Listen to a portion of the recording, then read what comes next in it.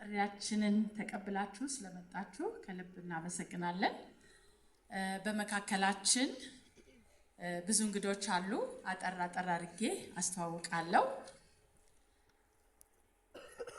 በሴቶችና ማህበራዊ ጉዳይ ሚኒስቴር የሥራ ቡድኖች የህፃናት መብት ጥበቃ መሪ ስራ አስፈጻሚ ክብርት ወይዘሮ ዘቢደር ቦጋለ በመካከላችን ይገኛሉ።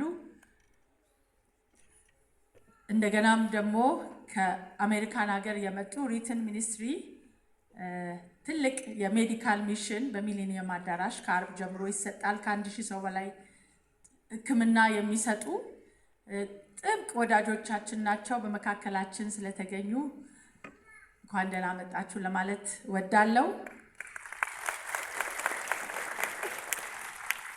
የተከበራችሁ ውድ የትኩረት ቤተሰቦች፣ አጋሮች እንደገናም ደግሞ ይሄንን ቲሸርት በመግዛት ከኛ ጋራ በዚህ ዓላማ ከጎናችን የቆማችሁ የትኩረት ለሴቶችና ህፃናት ማህበር የምናገለግላችሁ እህቶቻችን፣ እናቶቻችን፣ ልጆቻችን፣ የትኩረት የቦርድ አባላት፣ የትኩረት የሥራ አጋሮች እንዲሁም የትኩረት የክብር አምባሳደሮች እንደገናም ደግሞ ዛሬ ከኛ ጋር ለማድመቅ የተገኛችሁ ክቡር አርቲስቶች፣ የማርሽ ባንዶች፣ የአዲስ አበባ ህፃናትና ወጣቶች የሙዚቃ ቡድን፣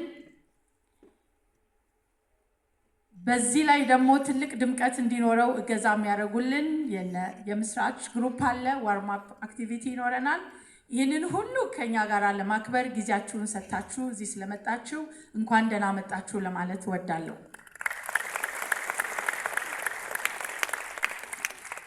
እንግዲህ ብዙ ጊዜ ሲነገር እንደምትሰሙት ትኩረት ለሴቶችና ለህፃናት ማህበር ከተመሰረተ 18 ዓመት የሆነው ተቋም ነው።